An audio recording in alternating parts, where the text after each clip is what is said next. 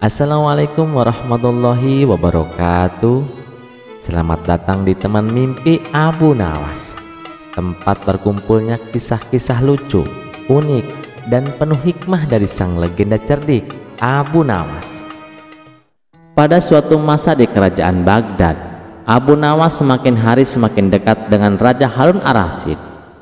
Segala persoalan istana selalu ia bantu selesaikan dengan kecerdikan dan cara yang adil. Rakyat pun memuji-muji namanya. Bahkan beberapa pejabat kerajaan datang lebih dulu ke rumah Abu Nawas sebelum menghadap raja. Namun di balik tembok istana ada satu orang yang merasa tersingkir karena pengaruh Abu Nawas yang makin besar. Orang itu adalah Permaisuri, istri raja sendiri. Aku tak suka caranya mempengaruhi Baginda. Dulu akulah tempat Baginda bertukar pikiran. Sekarang semuanya lewat Abu Nawas, gerutunya sambil menghancurkan bunga di pas istana. Permaisuri pun menyusun rencana untuk menjatuhkan Abu Nawas tanpa terlihat ikut campur. Ia ingin mengadu domba raja dan Abu Nawas hingga mereka saling curiga. Malam itu Permaisuri memanggil seorang pelayan kepercayaannya dan menyuruhnya menulis surat palsu. Surat itu berisi pesan seolah-olah berasal dari Abu Nawas kepada seorang bangsawan. Aku tidak cukup lama menjadi bayangan di istana. Raja mulai lemah dan mudah diarahkan. Sedikit lagi aku bisa menggantikan tempatnya dengan rencana halus. AM. Surat itu diletakkan diam-diam di ruang kerja raja, tepat di atas meja kerjanya yang biasa ia buka pagi hari. Keesokan harinya Raja Harun bangun dengan segar dan seperti biasa membuka meja kerjanya. Matanya langsung tertumbuk pada surat dengan inisial AN di bagian bawahnya. Setelah membaca isinya, wajahnya berubah merah, matanya menyala-nyala, tangan kanannya gemetar. Pengkhianat! Abu Nawas ingin menjatuhkanku. Tak lama Abu Nawas dipanggil ke Balariung istana. Abu Nawas, kau pengkhianat. Aku sudah baca suratmu. Kau ingin menggulingkanku, bentak raja di hadapan seluruh pegawai dan pejabat istana. Abu Nawas tenang. Ia membungkuk hormat. Baginda, surat yang mana yang Baginda maksud? Raja melempar surat itu ke lantai. Abu Nawas memungutnya, membacanya perlahan, lalu menghela napas. Wahai Baginda, bolehkah hamba menunjukkan satu bukti bahwa surat ini palsu? Kalau kau bisa, kata raja masih emosi. Abu Nawas mengeluarkan kantong kecil berisi cap pribadinya. Setiap surat resmi dari hamba selalu hamba beri cap lilin ini. Surat yang Baginda pegang tidak ada capnya. Raja mulai ragu, tapi ia masih curiga. Tapi siapa yang bisa meniru tulisanmu seperti ini? Abu Nawas tersenyum tipis. Ia lalu berlutut dan berkata, Baginda, izinkan hamba mengadakan ujian kecil. Siapapun yang menulis surat ini pasti tahu isinya. Mari kita undang semua penghuni istana yang punya akses ke ruang kerja Baginda malam tadi. Diadakanlah pertemuan besar. Semua pelayan, pengawal, dan orang kepercayaan raja hadir. Abu Nawas lalu membawa 4 gulungan surat serupa. Semuanya berisi ancaman pengkhianatan, tapi masing-masing dengan sedikit perbedaan kata. Ia menyampaikan, di antara surat-surat ini hanya ada satu yang sama persis dengan yang ditemukan di meja Baginda. Siapapun yang membaca surat asli pasti bisa mengenalinya. Lalu ia membagikan ke-4 surat tersebut dan menyuruh semua pelayan dan pejabat menebak mana yang asli. Tak ada yang bisa menjawab kecuali satu orang. Pelayan kepercayaan Permaisuri tanpa sadar menunjuk surat yang benar. Semua orang terdiam. Abu Nawas melangkah pelan. Baginda, bukankah hanya pelaku yang bisa tahu isi aslinya? Raja menatap pelayan itu tajam. Siapa yang menyuruhmu? Pelayan gemetar. Ampun Baginda, hamba hanya disuruh menulis atas perintah Permaisuri. Semua hadirin terdiam. Wajah raja berubah muram. Raja menatap permaisurinya dengan tatapan campur aduk antara marah dan kecewa. "Kenapa kau lakukan ini?" Permaisuri terisak. "Aku hanya merasa tadi anggap lagi Baginda semuanya tentang Abu Nawas." Raja menghela napas panjang. Dendam tak bisa dijadikan alasan untuk menghancurkan orang baik. Ia menoleh ke Abu Nawas. "Maafkan aku sahabatku. Aku hampir menghukum orang yang paling jujur di kerajaan ini." Abu Nawas membungkuk. "Tak ada yang perlu dimaafkan Baginda. Hamba mengerti. Tapi mulai hari ini mungkin akan lebih baik jika meja kerja Baginda diberi kunci gembok." Raja dan seluruh istana pun tertawa. Permaisuri setelah meminta maaf secara terbuka dihukum ringan dengan larangan campur tangan urusan istana selama sebulan. Kisah itu menjadi pelajaran bagi seluruh kerajaan. Kecerdikan dan kejujuran akan selalu mengalahkan fitnah. Bahkan jika fitnah itu berasal dari dalam istana sendiri. Cerita selanjutnya. Di sebuah tempat yang tenang, Kabayan bertemu dengan Abu Nawas untuk membicarakan soal matematika. Kabayan memulai pembicaraan. "Abah Abu, terus terang, saya ini bukan ahli matematika, tapi entah kenapa saya malah diundang jadi pembicara di seminar matematika. Menurut Abah, saya harus bagaimana ya?" Abu Nawas menjawab, "Kang Kabayan, memangnya topik apa yang harus Akang sampaikan di seminar itu?" Kang Kabayan menjawab, "Katanya sih topiknya tentang persamaan, tapi panitianya meminta agar jangan dibahas secara matematis. Mereka ingin saya jelaskan dengan cara sederhana, kalau bisa sih lucu juga, supaya mudah dipahami oleh orang-orang awam. Nah, itu sebabnya saya datang. Kalau disuruh bahas secara matematis, wah, saya angkat tangan deh." Abu Nawas menyahut, "Begitu ya. Sekarang coba saya balik bertanya. Menurut Kang Kabayan, bagaimana cara menyelesaikan persamaan ini?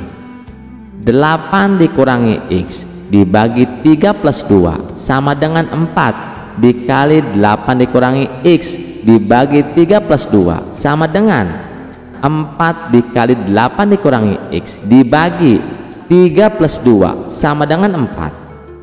Apakah benar?"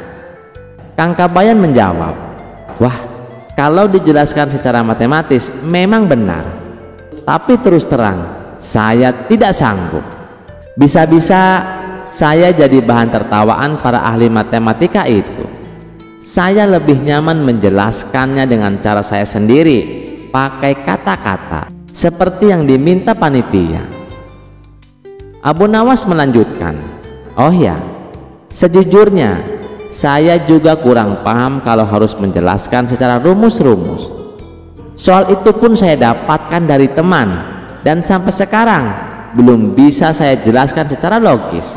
Tapi saya penasaran, menurut Kang Kabayan, bagaimana cara menyelesaikannya dengan gaya Akang sendiri?" Kabayan menjawab, "Ah, Abah Abu, merendah saja nih," ujar Kabayan.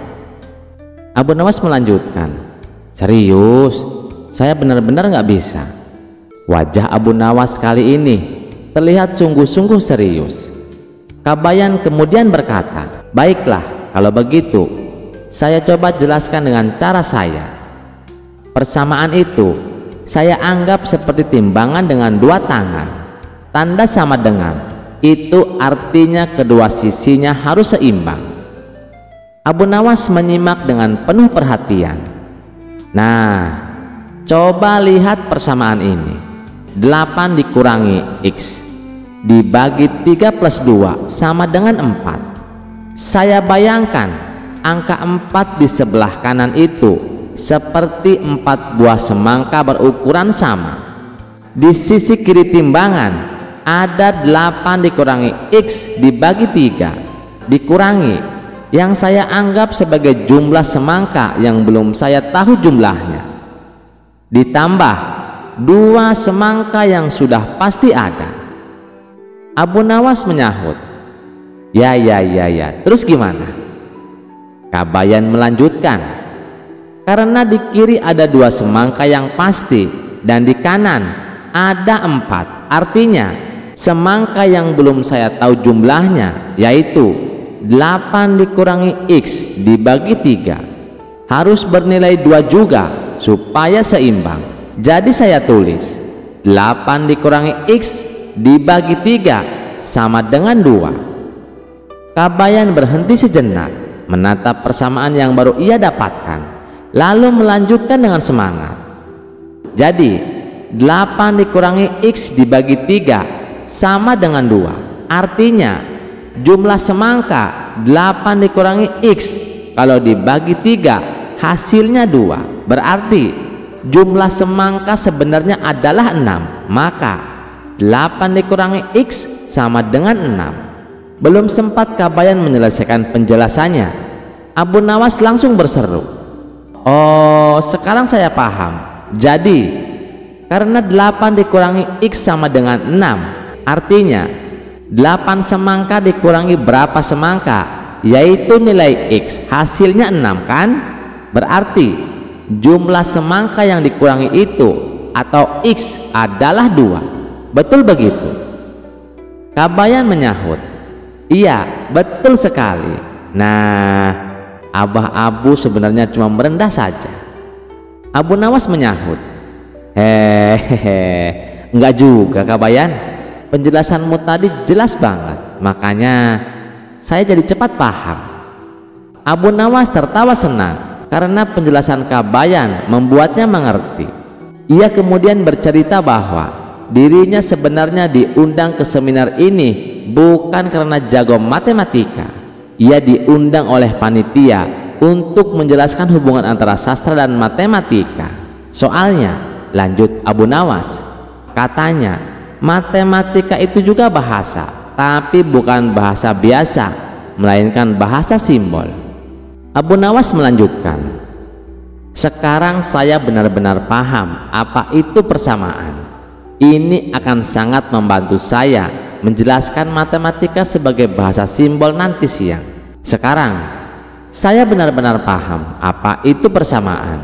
Ini akan sangat membantu saya menjelaskan matematika sebagai bahasa simbol nanti siang, kata Abu Nawas dengan nada optimis.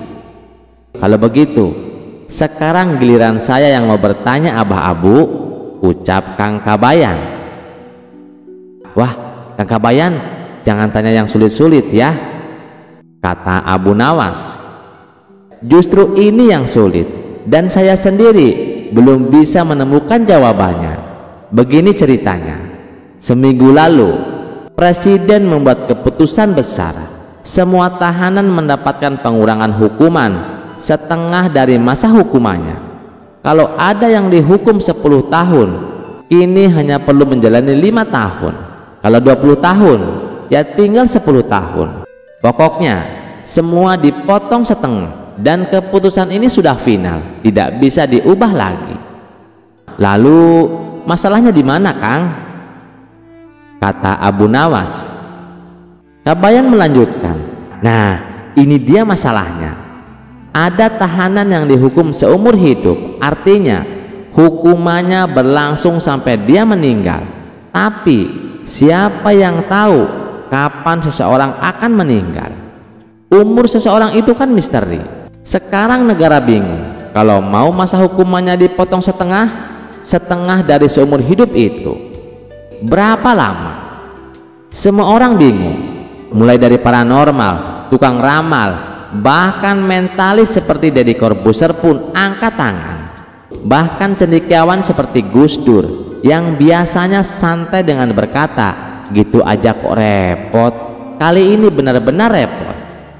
Kabayan melanjutkan, para ahli matematika pun tak bisa memberi jawaban. Masalah ini jadi perbincangan nasional dan saya datang ke sini berharap Abah Abu bisa menyelesaikannya. Oh begitu ya, Berat juga kalau dipikir-pikir. Tapi beri saya waktu 10 menit saja dulu. Saya habiskan makanan saya dulu.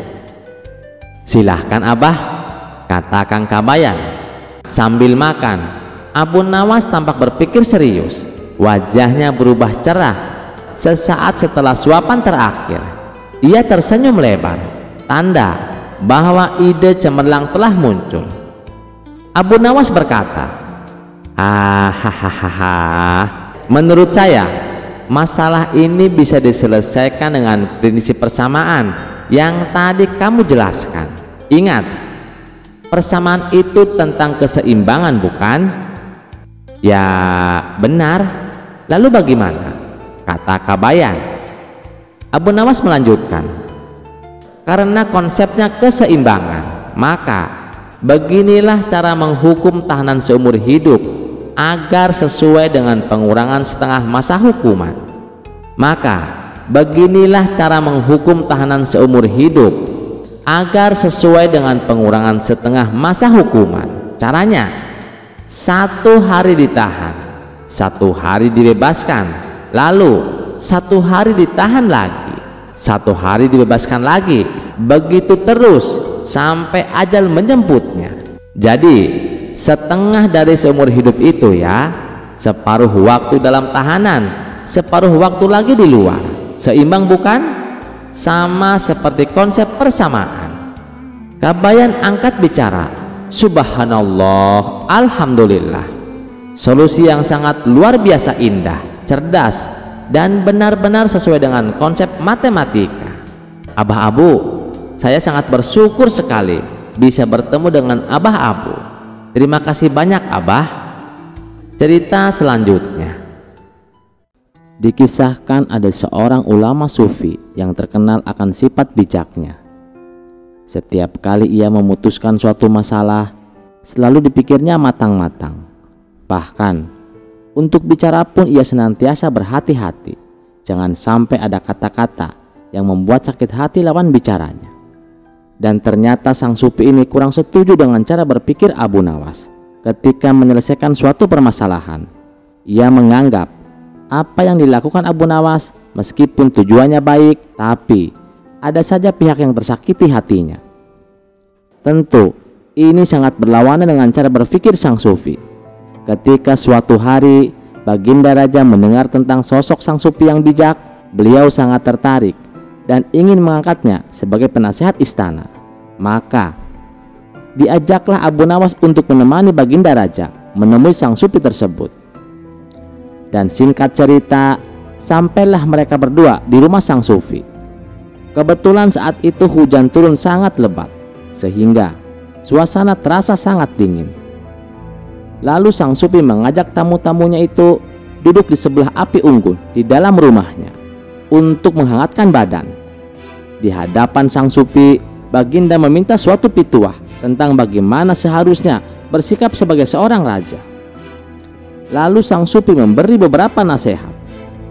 Paduka, meskipun Paduka adalah raja yang adil, tapi Paduka harus menjaga lisan saat bertutur kata.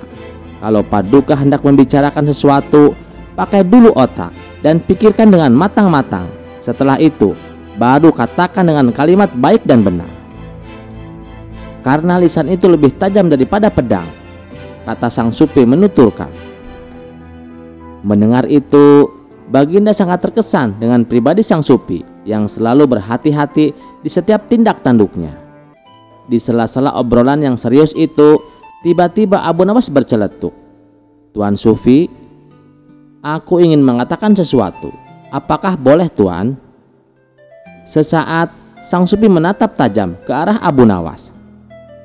Pasti dia akan berkata yang menakjubkan, "Aku sudah tahu tutur katanya yang selalu menipu.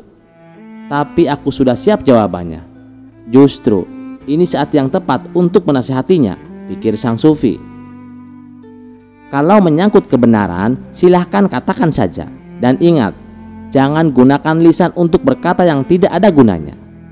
Juga, sebelum kamu berkata, berhati-hatilah. Gunakan kalimat yang benar dan baik, agar lawan bicaramu tidak sampai sakit hati, kata sang sufi menasihati. "Oh tentu Tuan, ini menyangkut soal kebenaran, ujar Abu Nawas.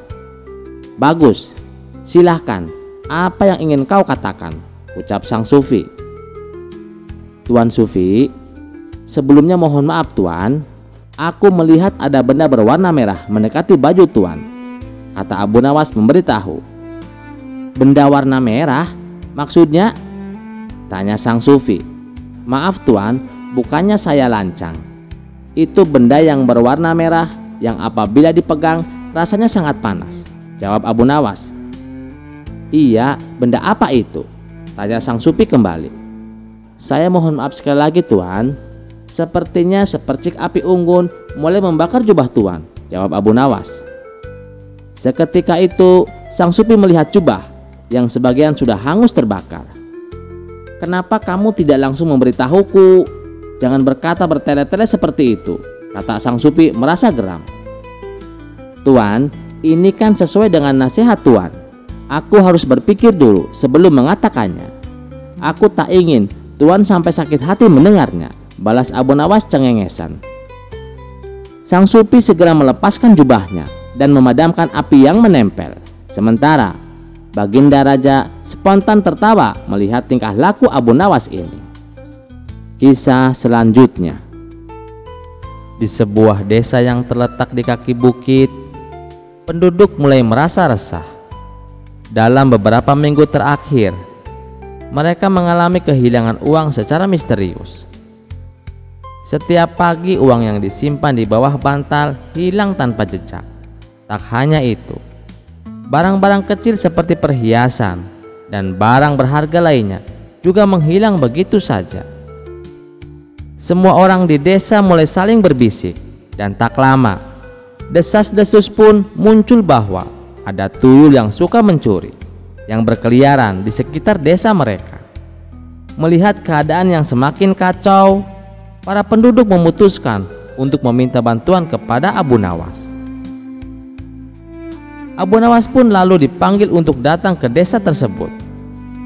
Setelah mendengarkan cerita dari para penduduk, Abu Nawas tersenyum lebar. Tenang, jangan khawatir. Aku akan mengatasi masalah ini. Tapi ada satu syarat, kata Abu Nawas dengan suara yang penuh misteri. Semua orang pun penasaran. Apa syaratnya Tuan Abu Nawas? Tanya salah seorang penduduk. Abu Nawas mengangguk pelan, lalu berkata, aku akan memecahkan masalah ini, tapi kalian harus mengikuti rencanaku sepenuhnya, tanpa ada yang boleh mengubahnya. Tanpa pikir panjang, para penduduk desa langsung mengangguk. Mereka ingin masalahnya ini segera selesai.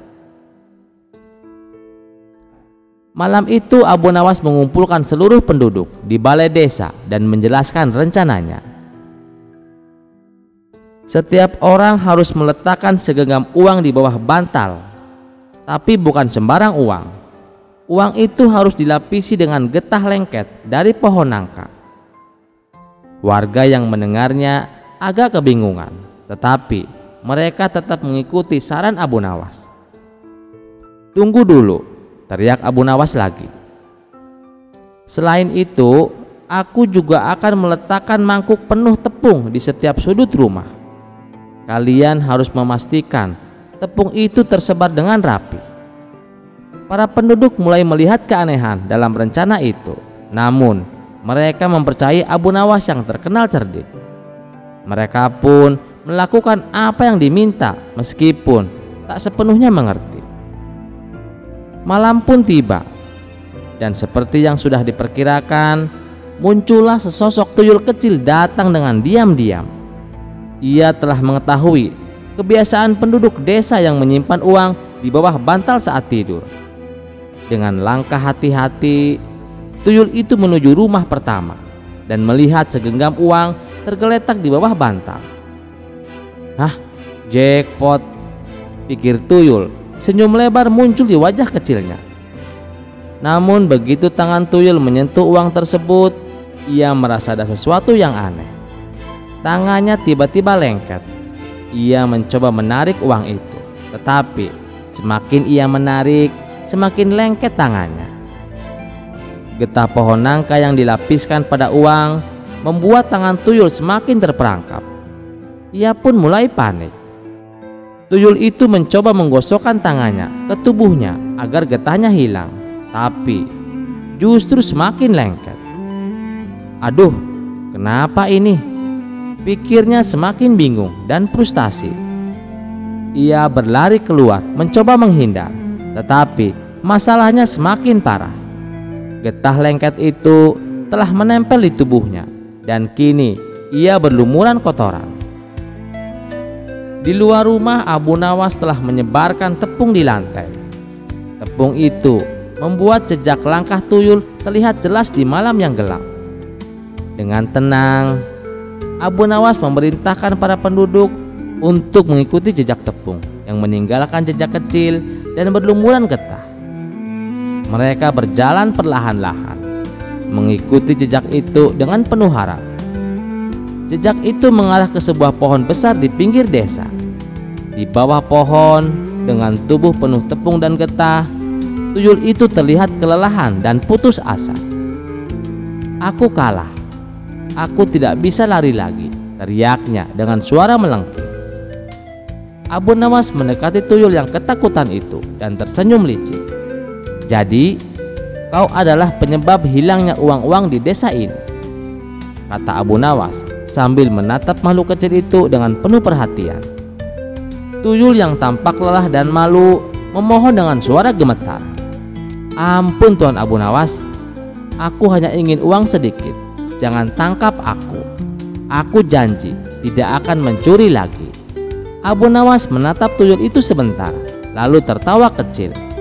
"Baik, aku tidak akan menangkapmu," kata Abu Nawas, "tapi dengan satu syarat." Tuyul yang ketakutan langsung menundukkan kepalanya. "Apa syaratnya Tuan Abu Nawas? Aku akan melakukan apa saja." Abu Nawas tersenyum lebar. "Kau harus berjanji untuk tidak mencuri lagi di desa ini. Kau harus menghindari kebiasaan jahatmu dan mencari cara yang lebih baik untuk hidup."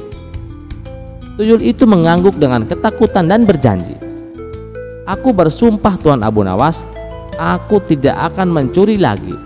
Aku akan pergi dan tidak akan kembali lagi ke desa ini." Sejak kejadian itu, tuyul tidak pernah lagi muncul di desa tersebut. Penduduk sangat berterima kasih kepada Abu Nawas yang telah mengatasi masalah mereka dengan cara yang begitu cerdik. Mereka pun menyadari bahwa dengan kecerdikan dan ketekunan, mereka bisa mengatasi masalah tanpa kekerasan. Abu Nawas pun tertawa kecil sambil berjalan meninggalkan desa. "Kalau ingin mengusir yang jahil," katanya dengan penuh senyum, "cukup buat mereka belajar dari kesalahannya sendiri." Dan sejak itu, desa itu kembali aman. Warga bisa tidur nyenyak tanpa khawatir uang mereka akan hilang lagi. Dan mereka tak akan pernah lupa pada pelajaran yang diajarkan Abu Nawas. Kisah selanjutnya. Suatu hari di pasar Baghdad, Abu Nawas melihat seorang tukang ramal dikelilingi banyak orang. Dengan percaya diri, tukang ramal itu berkata, "Aku bisa membaca masa depan siapa saja. Serahkan 1 dirham dan aku akan memberitahu nasibmu." Abu Nawas yang terkenal cerdik tidak melewatkan kesempatan ini. Ia mendekati tukang ramal dengan senyum khasnya dan berkata, "Wahai peramal, aku ingin tahu tentang masa depanku. Apakah aku akan menjadi kaya raya?" Tukang ramal itu menutup matanya dan berkata dengan penuh keyakinan, "Aku melihat keberuntungan besar menghampirimu. Kau akan mendapatkan harta yang melimpah dalam waktu yang dekat." Abu Nawas mengangguk kecil dan bertanya, "Wahai peramal hebat, jika kau tahu masa depan, tentu kau tahu masa lalu. Katakan, apa yang aku lakukan kemarin?" Tukang ramal terdiam sejenak, lalu menjawab, "Kemarin kau pasti sedang menghadiri acara penting." Abu Nawas tertawa keras dan berkata, Kemarin aku tidur sepanjang hari di rumah. Abu Nawas melanjutkan, sepertinya kau hanya mengarang cerita, Tuan. Kerumunan mulai tergelak, tapi tukang ramal itu tidak menyerah begitu saja. Kemudian ia berkata, kalau begitu beri aku 1 dirham lagi, dan aku akan memberitahumu sesuatu yang lebih akurat. Abu Nawas tersenyum licik. Ia mengeluarkan segenggam dirham dan bertanya, kalau kau benar-benar peramal, katakan di mana aku menyembunyikan dirham-dirham ini setelah ini. Tukang ramal itu tampak gugup, tapi ia menjawab dengan yakin, kau menyembunyikannya di dalam saku, bukan? Abu Nawas lalu dengan cepat menyembunyikan semua dirhamnya di dalam kopiah di kepalanya. Salah lagi, wahai peramal, aku menyembunyikannya di sini, katanya sambil menunjuk kepalanya. Kerumunan pun tertawa terbahak-bahak. Tukang ramal itu mulai kehilangan wibawa, tetapi masih mencoba untuk mempertahankan harga dirinya. Namun Abu Nawas belum selesai. Ia berpura-pura serius dan berkata, tunggu sebentar. Jika kau benar-benar peramal, katakan padaku, apa yang akan terjadi 5 menit lagi? Tukang ramal berkata, 5 menit lagi kau akan menyesal karena telah meragukanku. Abu Nawas tersenyum dan berkata, baiklah, coba kita lihat. Tiba-tiba dari arah belakang, seekor kambing liar berlari menerjang tukang ramal, membuatnya jatuh tersungkur. Kambing itu kemudian mengambil sorban tukang ramal dan melarikan diri. Kerumunan tertawa terpingkal-pingkal melihat kejadian itu. Sementara Abu Nawas berkata dengan santai, ternyata kau salah lagi, wahai peramal. Kali ini aku tidak menyesal. Aku senang telah menyaksikan hiburan gratis. Tukang ramal itu akhirnya kabur dengan malu. Sementara Abu Nawas pergi dengan puas, meninggalkan semua orang dalam tawa riuh. Kisah selanjutnya. Di suatu pagi yang cerah, Baginda Raja duduk santai sendirian di taman istana. Ia tengah menikmati udara pagi sambil menghisap sebatang rokok yang baru saja diterimanya dari negeri jauh. Bungkus rokoknya mewah, berwarna emas, dan aroma asapnya wangi sekali, seperti campuran cendana dan rempah-rempah. Tiba-tiba dari kejauhan muncul Abu Nawas, berjalan santai menuju taman. Selamat pagi, tuanku, sapa Abu Nawas sopan. Ah, Abu Nawas, kemarilah, duduklah di sampingku. Udara pagi ini terlalu nikmat untuk dinikmati sendirian, ujar Baginda sambil tersenyum lebar. Abu Nawas duduk, lalu melirik ke arah rokok yang sedang diisap Baginda. Rokok tuanku terlihat istimewa sekali, kata Abu Nawas penasaran. Baginda tertawa kecil dan mengeluarkan bungkus rokok baru dari sakunya. Ini rokok merek baru kudapat dari negeri jauh. Mungkin kau belum pernah coba. Ambillah 1 bungkus. Barangkali kau sedang tidak punya, ucap Baginda sambil menyodorkannya. Abu Nawas terkekeh. Kebetulan sekali, tuanku, rokokku memang habis tadi pagi, jadi saya tak perlu membeli. Terima kasih atas kemurahan hati, tuanku. Mereka pun tertawa bersama sambil menikmati suasana pagi yang damai di taman istana. Keesokan harinya, Abu Nawas pergi ke pasar membeli kebutuhan harian. Setelah selesai belanja, ia pun berjalan pulang melewati jalan kecil yang sepi.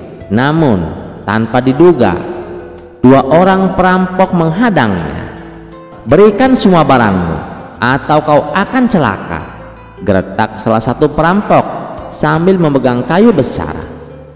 Abu Nawas terkejut dan bingung. Tak ada siapapun di sekitar, dan ia benar-benar tidak membawa senjata atau perlindungan apapun. Namun dalam kondisi genting itu muncullah ide cemerlang dalam benaknya. Dengan tenang, Abu Nawas mengeluarkan bungkus rokok pemberian Baginda. mengambil satu batang dan menyalakannya. Ia mulai menghisap perlahan sambil menatap kedua perampok dengan mata tajam. Lalu sambil menghembuskan asap, Abu Nawas berkata, "Semalam kau mencuri uang ibumu yang sedang sakit, bukan? Dan kau yang bertubuh kecil, kau kemarin tertangkap mencuri di toko buah, tapi dilepas karena kasihan." Kedua perampok itu sontak terkejut. "Bagaimana kau tahu siapa kau sebenarnya?" Abu Nawas tetap tenang dan menghisap rokoknya lagi. "Rokok ini bukan rokok biasa. Ini membuka pikiranku dan menunjukkan masa lalu kalian. Kalau aku teruskan merokok, aku bisa tahu nama asli kalian dan di mana rumah kalian. Mau kubuktikan?" Kedua perampok saling pandang ketakutan. Salah satunya langsung berlutut. "Maafkan kami, Tuan. Kami tidak tahu siapa Anda. Tolong jangan bongkar semuanya. Pergilah kalian sebelum aku menyebut nama ayah kalian di depan umum," kata Abu Nawas pelan tapi tegas. Tanpa pikir panjang, kedua perampok langsung kabur seperti dikejar macan. Beberapa hari kemudian, Abu Nawas kembali menemui Baginda di taman istana. "Bagaimana rokok dari negeri jauh itu, Abu Nawas?" tanya Baginda sambil tersenyum. Abu Nawas tertawa kecil. "Rokok itu sangat bermanfaat, tuanku. Bukan hanya menghilangkan stres, tapi juga menyelamatkanku dari perampok." Baginda terkejut. "Masa bisa begitu?" Abu Nawas mengangguk. "Ternyata jika kita bisa tetap tenang dan berbicara dengan yakin, orang akan percaya apapun yang kita katakan. Rokok itu hanyalah alat. Yang penting akal sehat dan keberanian." Cerita selanjutnya. Suatu hari di negeri Baghdad yang gemerlap, angin fitnah bertiup kencang ke dalam istana. Sebuah kabar mengguncang. Abu Nawas, penasihat kesayangan Raja Harun ar-Rasyid, dituduh berselingkuh dengan permaisuri kerajaan. Raja Harun yang biasanya tenang, hari itu tampak murka. Wajahnya memerah, tangannya menggenggam gagang pedang dengan geram. "Panggil Abu Nawas ke hadapanku sekarang juga," titah sang raja. Tak lama, Abu Nawas datang dengan langkah tenang seperti biasa. Wajahnya tetap tenang meskipun para pengawal memandangnya seolah ia adalah pengkhianat negara. "Abu Nawas," raja menunjuknya, "kau telah berkhianat, menodai kehormatan istana. Bagaimana mungkin kau menjalin hubungan dengan istriku, permaisuri kerajaan?" Abu Nawas terkejut, namun ia tidak langsung membela diri. "Wahai Baginda, siapakah yang menuduh hamba?" tanyanya dengan nada lembut. "Tidak perlu kau tahu, tapi aku mendapatkan laporan langsung dari pelayan istana yang mendengar suara istriku menyebut namamu berulang-ulang saat malam hari di kamarnya." Abu Nawas mengangkat alis. "Baginda, jika hanya karena nama hamba disebut, apakah itu cukup untuk menyimpulkan sebuah perselingkuhan? Tidak hanya itu, aku juga menemukan sepucuk surat cinta dengan inisial AN di dekat ranjang permaisuri," teriak raja. Abu Nawas mengangguk pelan lalu tersenyum. "Wahai Baginda, izinkan hamba membuktikan bahwa semua ini hanyalah permainan muslihat seseorang. Silahkan, bagaimana caramu membuktikannya?" "Hamba hanya minta satu permintaan. Gelar pengadilan terbuka di aula istana esok pagi. Hadirkan seluruh istana, pengawal, pelayan, dan semua saksi. Biarkan rakyat juga menyaksikan. Jika hamba bersalah, hamba rela dihukum mati. Tapi jika tidak terbukti hamba tidak bersalah, hamba minta agar pelakunya dihukum sesuai aturan istana." Raja setuju. "Baik, esok akan kita buktikan." Keesokan harinya, aula istana dipenuhi orang. Abu Nawas berdiri di tengah ruangan, sementara para pelayan, termasuk si penuduh, duduk di sisi kiri sang raja. Abu Nawas maju. "Wahai baginda, hamba hanya ingin bertanya satu hal kepada pelayan yang mengaku mendengar nama hamba disebut oleh permaisuri di malam hari. Apakah kau yakin dengan apa yang kau dengar?" Pelayan itu mengangguk. "Ya Tuan, aku mendengar jelas." Abu Nawas, Abu Nawas." Abu Nawas tersenyum. "Apakah kau yakin itu suara permaisuri?" "Yakin," jawab pelayan. Abu Nawas mengangguk. Ia lalu membuka sebuah kain yang dibawanya. Di dalamnya ada seekor burung beo. "Wahai baginda, ini burung beo milik permaisuri. Ia sangat pandai meniru suara. Cobalah dengarkan." Abu Nawas lalu bersiul, dan si beo pun berkata, "Abu Nawas, Abu Nawas." Semua yang hadir tercengang. Abu Nawas menjelaskan, "Burung ini sering mendengar nama hamba disebut saat hamba memberi nasihat kepada baginda dan permaisuri. Mungkin sang permaisuri sering menyebut nama hamba saat berbincang dengan burung ini." Raja mulai bingung. Abu Nawas melanjutkan, "Dan mengenai surat cinta berinisial AN, perkenalkan hamba menunjukkan bukti lain." Ia mengeluarkan beberapa surat dari peti kecil, semuanya bertanda AN. Tetapi satu persatu ia buka, dan ia tunjukkan bahwa itu surat tugas dari istana. AN ternyata singkatan dari administrasi negara, bukan nama dirinya. Semua orang terdiam. Wajah raja mulai memerah. Kali ini bukan karena marah, tetapi karena malu.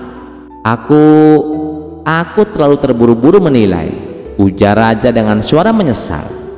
Abu Nawas membungkuk sopan. "Hamba tidak marah baginda. Fitnah adalah ujian, tapi kebenaran akan selalu menemukan jalannya." Raja Harun bangkit dari tahtanya, turun dan memeluk Abu Nawas. "Maafkan aku sahabatku. Hari ini kau menyelamatkan bukan hanya dirimu, tapi juga nama baik istana." Abu Nawas hanya tersenyum, dan semoga pelakunya segera mengaku atau Allah akan membuka tabirnya sendiri. Beberapa hari kemudian, pelayan yang memfitnah mengaku telah dibayar oleh pejabat iri hati kepada Abu Nawas, dan pejabat itu pun dihukum sesuai hukum kerajaan. Sejak hari itu, Raja Harun semakin percaya kepada Abu Nawas. Ia belajar bahwa keadilan bukan datang dari prasangka, tapi dari akal sehat dan kesabaran. Dan bagi Abu Nawas, kebenaran tetaplah cahaya yang tak bisa disembunyikan oleh bayang-bayang fitnah. Cerita selanjutnya dikisahkan, di kampung seberang ada seorang rahib yang terkenal religius.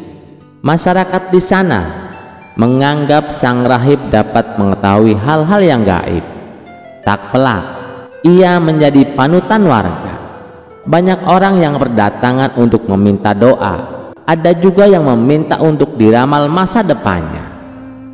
Sang rahib sesumbar bahwa dialah jalan menuju surga. Barang siapa ingin selamat dari siksa api neraka, maka harus menurut apa yang dikatakan oleh sang rahib.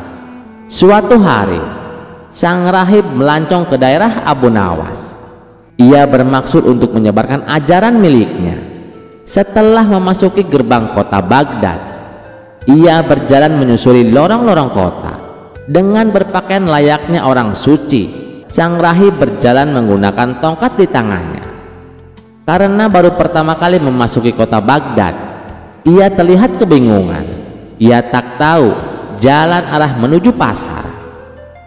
Beberapa kali ia mondar-mandir tepat di depan rumah Abu Nawas. Abu Nawas yang kebetulan sedang duduk di depan rumahnya terus memperhatikan sang rahib, hingga muncullah perasaan curiga pada diri Abu Nawas. Gerak-geriknya sangat mencurigakan, tapi sepertinya dia bukan maling. maling berpakaian seperti orang suci, pikir Abu Nawas dalam hati. Karena penasaran, Abu Nawas pun menegurnya. "Wahai Tuan, sepertinya Anda bukan orang sini." "Siapa Anda?" tanya Abu Nawas. "Anda benar, saya memang bukan orang sini. Saya adalah seorang rahib," jawab orang tersebut. "Rahib? Apa itu rahib?" tanya Abu Nawas kembali. "Rahib itu adalah orang yang membimbing manusia jalan ke surga," kata sang rahib menjelaskan. "Oh, begitu ya. Tapi tadi saya perhatikan, Anda terlihat sedang kebingungan. Sudah berapa kali Anda mondar-mandir tepat di depan rumah saya? Memangnya Anda mau kemana?" tanya Abu Nawas. "Saya mau berdakwah di pasar, tapi saya tidak tahu kemana jalan arah menuju pasar," jawab sang rahib. Mendengar jawaban tersebut, spontan Abu Nawas tertawa. Hal ini membuat sang rahib menjadi emosi. Ia merasa harga dirinya direndahkan. "Kenapa kamu tertawa? Kamu mengejek saya," bentak sang rahib. "Bukan begitu Tuan, Anda jangan salah paham," balas Abu Nawas mencoba menenangkan. "Lalu kenapa kamu menertawai saya?"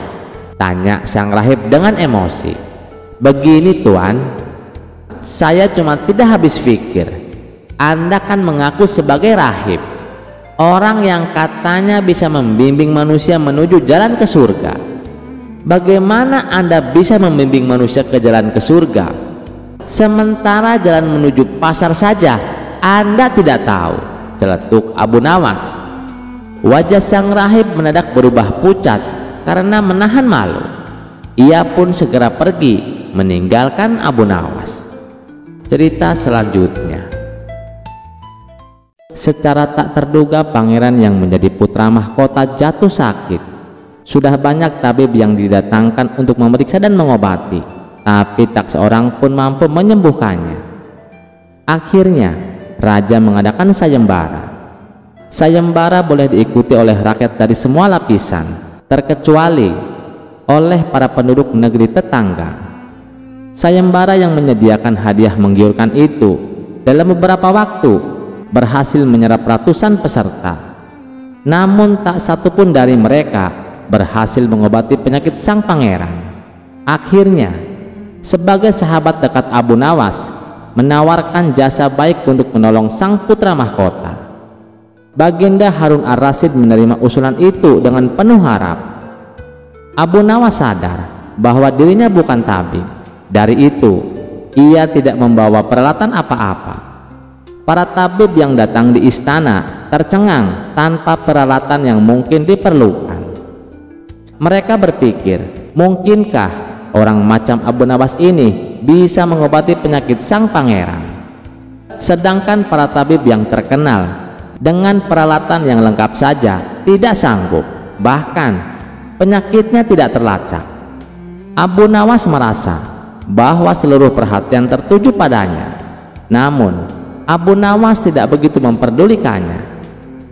Abu Nawas dipersilahkan memasuki kamar pangeran yang sedang terbaring. Ia menghampiri sang pangeran dan duduk di sisinya. Setelah Abu Nawas dan sang pangeran saling pandang beberapa saat, Abu Nawas berkata, "Saya membutuhkan orang tua yang di masa mudanya sering mengembara ke pelosok negeri." Orang tua itu yang diinginkan Abu Nawas didatangkan. "Sebutkan satu persatu nama-nama desa di daerah selatan," perintah Abu Nawas kepada orang tua itu. Ketika orang tua itu menyebutkan nama-nama desa bagian selatan, Abu Nawas menempelkan telinganya ke dada sang pangeran.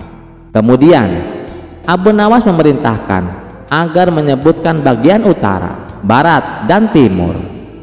Setelah semua bagian negeri disebutkan, Abu Nawas memohon agar diizinkan mengunjungi sebuah desa di sebelah utara. Raja merasa heran. "Engkau kuundang ke sini bukan untuk bertamasya, Abu Nawas. Hamba tidak bermaksud berlibur yang mulia," kata Abu Nawas. "Tetapi aku paham," kata raja. "Maafkan hamba paduka yang mulia. Kurang bijaksana rasanya bila hamba jelaskan sekarang," kata Abu Nawas. Abu Nawas pergi selama 2 hari. Sekembali dari desa itu, Abu Nawas menemui sang pangeran dan membisikkan sesuatu, kemudian menempelkan telinganya ke dada sang pangeran. Lalu Abu Nawas menghadap raja. "Apakah yang mulia masih menginginkan sang pangeran tetap hidup?" tanya Abu Nawas. "Apa maksudmu?" Raja balas bertanya. Sang pangeran sedang jatuh cinta pada seorang gadis desa di sebelah utara negeri ini, kata Abu Nawas menjelaskan. "Bagaimana kau tahu?" Ketika nama-nama desa di seluruh negeri disebutkan, tiba-tiba detak jantungnya bertambah keras ketika mendengar nama sebuah desa di bagian utara negeri ini. Dan sang pangeran tidak berani mengutarakannya kepada Baginda. "Lalu apa yang harus aku lakukan?" tanya raja. "Mengawinkan pangeran dengan gadis desa itu. Kalau tidak, tawar raja ragu-ragu. "Cinta itu buta Baginda. Bila kita tidak berusaha mengobati kebutaannya, maka ia akan mati." Rupanya saran Abu Nawas tidak bisa ditolak. Sang pangeran adalah putra satu-satunya yang merupakan pewaris tunggal kerajaan. Abu Nawas benar. Begitu mendengar persetujuan sang raja, sang pangeran berangsur-angsur pulih. Sebagai tanda terima kasih, raja memberikan Abu Nawas sebuah cincin permata yang amat indah. Cerita selanjutnya. Sudah menjadi rahasia umum bahwa Abu Nawas sering membuat Baginda Raja pusing 7 keliling. Bukan karena kejahatannya, tetapi karena kecerdikannya yang tak ada tandingan. Berkali-kali berbuat salah, berkali-kali pula dia lolos dari hukuman. Tapi kali ini tampaknya nasib berkata lain. Suatu malam, para prajurit menangkap Abu Nawas sedang minum arak di belakang taman kerajaan. Tentu saja ia langsung digelandang ke hadapan Baginda Raja. "Abu Nawas," seru Baginda Raja, "sudah berapa kali kau berjanji tak akan mengulangi, tapi nyatanya kau tetap saja bandel. Selama ini aku sudah berbaik hati sama kamu. Aku sengaja meloloskanmu dari hukuman karena kamu selalu berjanji tidak akan mengulangi. Tapi kali ini sudah tidak bisa ditolerir. Apapun alasanmu, kamu tetap akan saya hukum," ucap Baginda Raja. Sementara Abu Nawas hanya terdiam, kepalanya tertunduk, tak berani menatap. Penasihat istana maju dan berkata, "Baginda, bagaimana kalau Abu Nawas dihukum dengan minum minyak panas, biar dia kapok betul?" Raja mengangguk.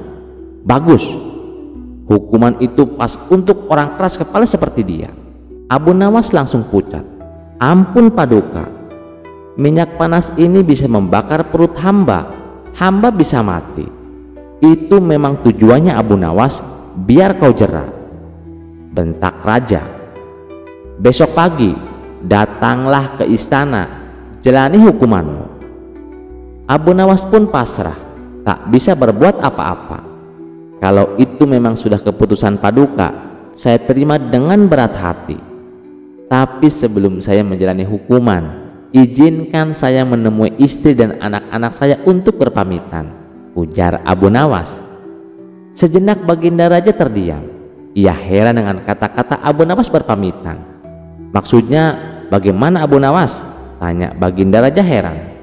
"Begini Paduka, apabila minyak mendidih masuk dalam perut, bukan hanya lidah dan bibir saja yang akan melepuh, tapi semua organ tubuh di dalamnya juga ikut melepuh. Tidak menutup kemungkinan saya akan mati saat itu juga," jelas Abu Nawas. Sontak Baginda Raja terkejut. Ia tak menyadari akan hal itu. "Kasihan juga Abu Nawas, tapi masa saya harus menarik kembali ucapan saya itu? Tidak mungkin. Nanti martabat saya sebagai raja akan jatuh," pikir Baginda Raja. "Baiklah Abu Nawas, saya penuhi permintaanmu. Sekarang juga kamu pulang, tapi besok kamu harus sudah di sini," titah Baginda Raja. Abu Nawas pun pulang ke rumah dengan wajah murung. Di hadapan istri dan anak-anaknya, ia menceritakan semuanya. Tangisan pecah, istrinya sampai bersimpuh sambil berkata, "Mengapa Baginda Raja setega itu? Minyak panas itu sama saja hukuman mati. Namun Abu Nawas hanya berkata lirih, "Sudahlah, jika ini memang sudah takdir, tolong ikhlaskan kepergianku." Tapi siapa sangka, malam itu saat semua tertidur dalam kesedihan, Abu Nawas tidak tidur. Ia menatap langit sambil memikirkan rencana. Tiba-tiba ia berkata, "Wahai istriku, apakah masih ada makanan? Aku lapar sekali." "Iya, ada gorengan tadi, tapi minyaknya sudah aku simpan. Soalnya masih panas. Baru setengah jam lalu aku matikan apinya." Abu Nawas langsung menoleh. "Masih panas, tapi nanti juga dingin." Wah, senyum licik pun muncul di wajahnya. "Aku tahu apa yang harus aku lakukan." Tapi Abu Nawas sengaja tidak memberitahu istrinya, sebab ia tidak ingin rencananya menjadi berantakan. Setelah menjelang pagi hari, Abu Nawas mengumpulkan para tetangganya. Ia memberitahu mereka bahwa dirinya hari itu akan dihukum mati, dan ia meminta agar para tetangganya ini ikut bersamanya ke istana. Berita mengejutkan itu tentu saja membuat mereka kaget. Mereka tak menyangka Baginda Raja setega itu kepada Abu Nawas. "Kamu kan dekat dengan Baginda Raja, kenapa kamu tidak meminta ampun darinya?" tanya mereka. "Biarlah, nasi sudah menjadi bubur. Lagian Baginda Raja juga tidak akan mencabut ucapannya," terang Abu Nawas. Maka berangkatlah Abu Nawas ke istana dengan didampingi keluarga dan para tetangga. Melihat kedatangan Abu Nawas bersama orang banyak, Baginda Raja pun bertanya, "Hai Abu Nawas, kenapa kau membawa orang banyak sekali? Apakah hendak melawanku?" "Maaf Paduka, mereka hanya ingin mengantar kepergianku. Barangkali ini adalah hari terakhirku." Raja hanya mengangguk. "Baiklah, siapkan minyak panasnya." Prajurit pun membawa bejana besar berisi minyak yang baru saja mendidih. Asapnya mengepul, aromanya menusuk hidung. "Minumlah Abu Nawas," perintah raja. Abu Nawas menangkupkan tangan. "Ampun Paduka, sebelum saya menjemput ajal, izinkan saya berpamitan satu persatu pada keluarga dan para tetangga saya." Raja melirik jam pasir. "Ya sudah, cepat." Abu Nawas lalu mulai drama. Ia memeluk istrinya dengan tangisan palsu, mencium anak-anaknya satu persatu, lalu pamit ke tetangga kiri kanan, depan belakang. Bahkan ia sempat memberikan wejangan singkat kepada keponakan tetangganya. Orang-orang yang hadir pun ikut bersedih. Tak terasa air mata Baginda Raja juga ikut menetes. Sebenarnya Baginda Raja tidak tega, tapi ia tak mungkin membatalkan hukuman. Sang istri begitu erat memeluk Abu Nawas, seakan-akan tidak ingin berpisah. Lalu Abu Nawas menghampiri satu persatu tetangganya. Ia menyampaikan permintaan maaf dan berpamitan karena banyak tetangga yang ikut hadir. Tentu saja memakan waktu yang cukup lama, hingga minyak yang tadinya panas mengepul kini sudah tak lagi berasap.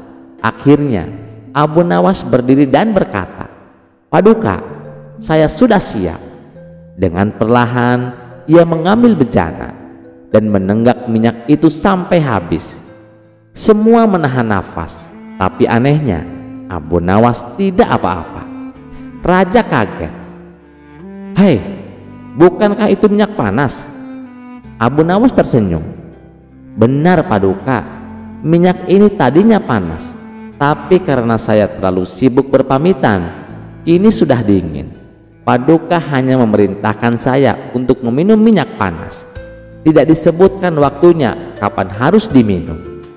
Raja melongo lalu menepuk jidat.